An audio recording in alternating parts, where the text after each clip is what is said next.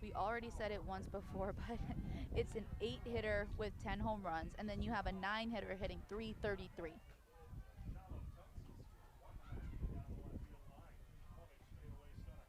The 1-ball pitch from Boyd. Swing and a miss. Pulls the string and it works out again.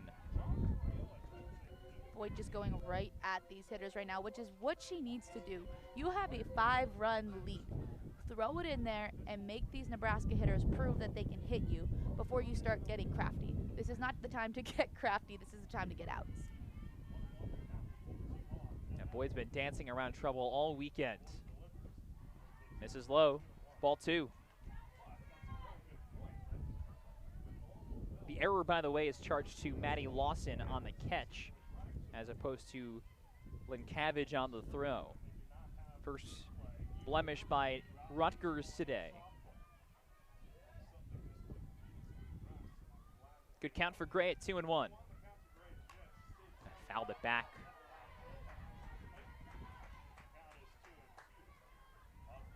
You have a 2-2 count here. Runners on first and second. Maddie Boyd needs this pitch to be a strike. You don't want to get behind 3-2. I don't think you'd start the runners because there's no outs. You're not trying to run into anything, but you don't want to give these Nebraska hitters more pitches to see. This needs to be a strike. Now, on the flip side, if you're Gray, you got to fight off everything and expect this to be a strike and take a hack. It is a strike. It's served to left field. It spins her back. It's off the wall. Caitlin Neal held initially. Now she's hustling home. The throw ends up over the head of the third baseman, and Gray goes to second.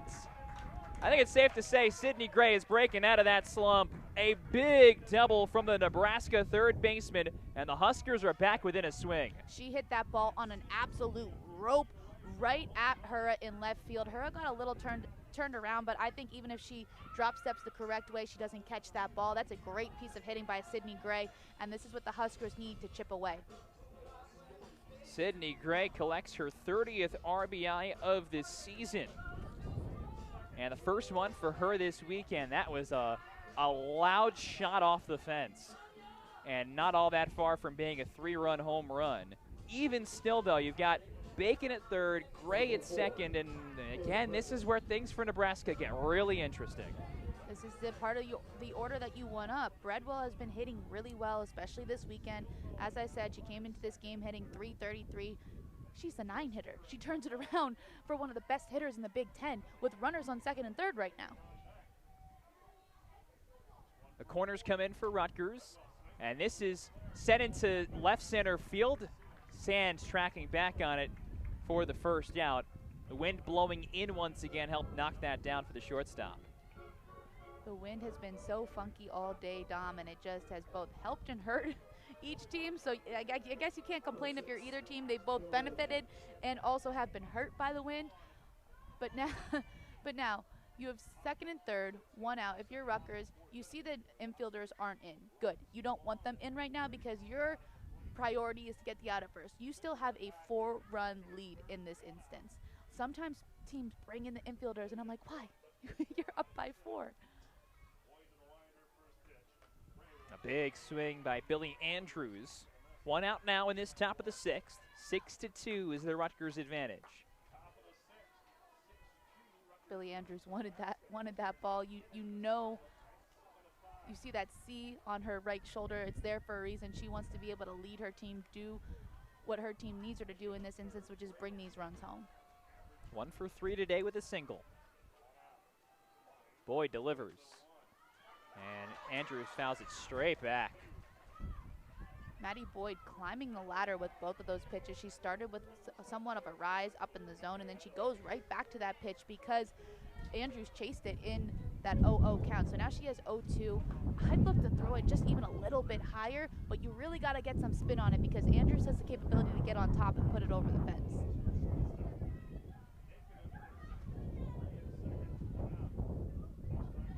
Here comes the 0-2. Fouled back again. Man, Andrews is right on it. She's right on that, and honestly, for an 0-2 pitch, that looked a little too good for my liking if I'm Rutgers, but Andrews fouls that straight back. Boyd had enough spin on it that she's able to get it to be a foul ball. Now you've just thrown 3 rise balls in a row. I'd look to throw something maybe a little different, something low and away. She has that good off speed, but I wouldn't put it anywhere in the zone. As we've already said, Billie Andrews, one of the best hitters in the Big Ten. Bounced up there, and Wingert keeps it from the backstop. And that's what I like on an 0-2 pitch, that lower in the zone, bounce it. And how about Wingert behind the plate, just doing a good job of keeping that in front.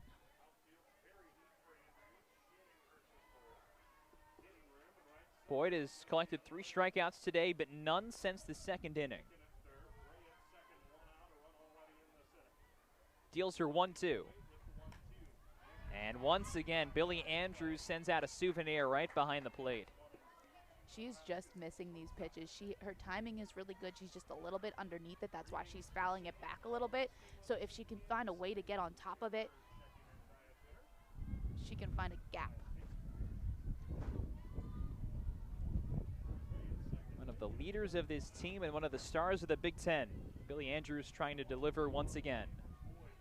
Boyd's 1-2. 2-2, it kicks away from Wingert. Bacon stopped, and now Gray's got to retreat to second. Well, Bacon is the first baseman, not the fastest Cornhusker, and she was not going to test it. Sydney Gray did not get that memo until very nearly it was too late. I think that's smart by Bella Bacon. It does not matter if she is on third base or in the dugout in this situation. You're down by 4 runs. Now, if that's the tying run or the go-ahead run, then you're going to be a little bit more aggressive. You still need 4 runs until that becomes more important. She doesn't have the greatest of speed. You don't want to run yourself out of a big inning with this hitter up to bat. Oh, my goodness.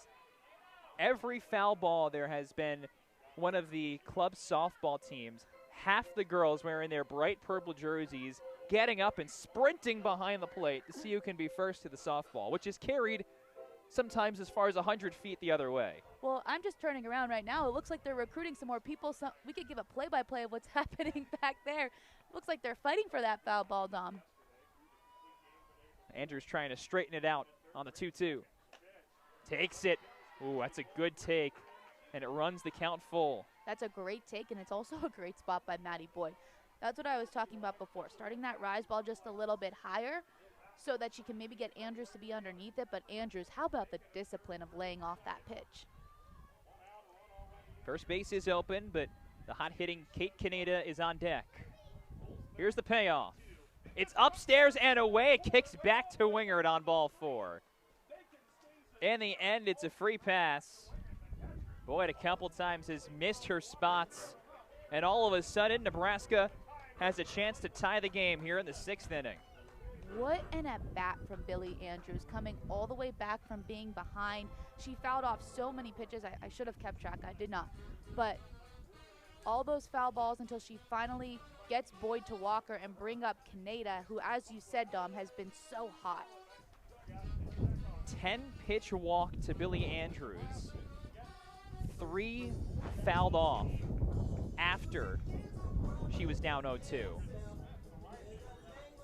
And it looks like Kristen Butler's going to ride with Maddie Boyd, who's had 102 pitches today. All told this weekend, more than 230 to Nebraska hitters. Yeah, Maddie Boyd just known for working her way out of these situations, but control has been a little bit of an issue today.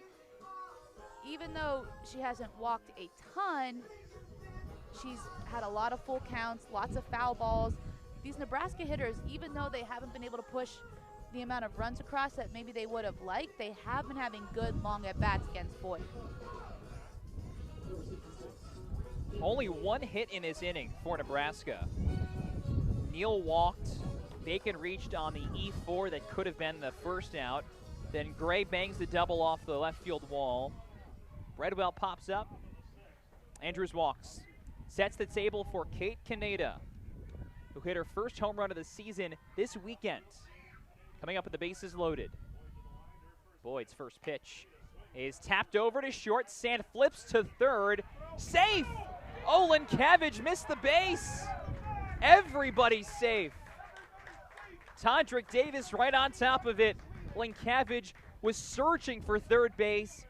Could not come up with it. Nebraska scores a run, and now the tying runs are all on the bases. That's so tough for Rutgers. It was a really smart heads-up play by Kylie Sand because she knew she wasn't going to be able to get the runner going home. So she tries to flip it to third, but Linkavage just, as you said, Dom, just not able to find that base. And, you know, there were little things that happened and little mistakes made by Nebraska that Rutgers capitalized on. Will the Huskers do the reverse to the Scarlet Knights? Here's Peyton Cody, strike one. So Bacon scores, Grays at third, Andrews as at second, Kaneda now at first on the fielder's choice. You like the speed on the bases now if you're the Huskers. And you got a home run hitter at the dish in Cody.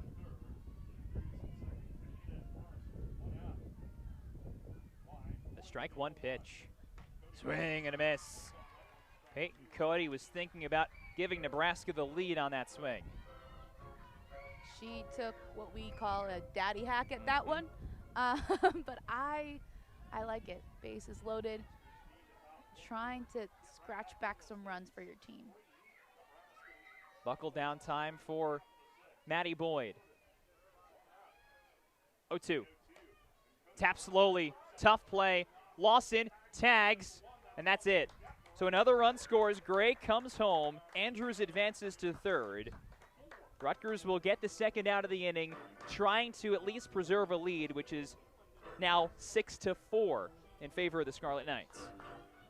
That is great base running by Kaneda from first to second because it's textbook, right?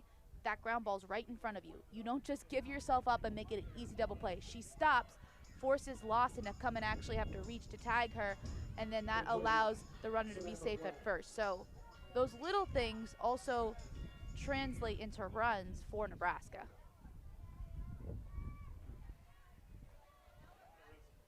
So 6-4 the score with Sammy Bland at the plate.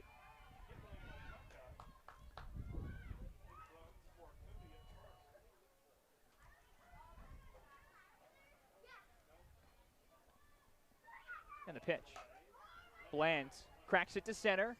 Hangs in the sky. Anderson charges. The wind knocked it down. It drops in. One runs in. Now the other's in too. The pinch runner, the captain, McKinley Maleka, has tied the game. 6-6 in the sixth. What a turnaround from these resilient Cornhuskers. The wind has been a factor all day, and Jillian Anderson really can't do much about that ball. It hung up there and then just hit a wind wall and died. But we were talking about people having roles and making an impact. McKinley Maleka comes in as the pinch runner. What does she need to do?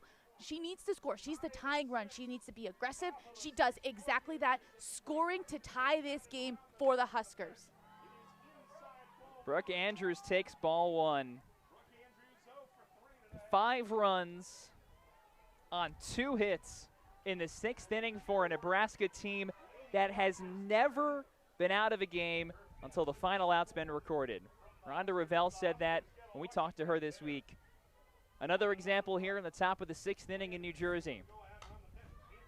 And now Andrews pops it up. Nothing a sure thing, but Matthews squeezes it with 2 hands to end this wild top of the sixth. Nebraska was down 6-1 before they had that all-hands-on-deck huddle in front of their dugout. Now the response was immediate. 5 runs on a couple of doubles. An error, a walk, 2 of those. A fielder's choice or 2. It all adds up to a 6-6 ball game as we go to the bottom half of the inning.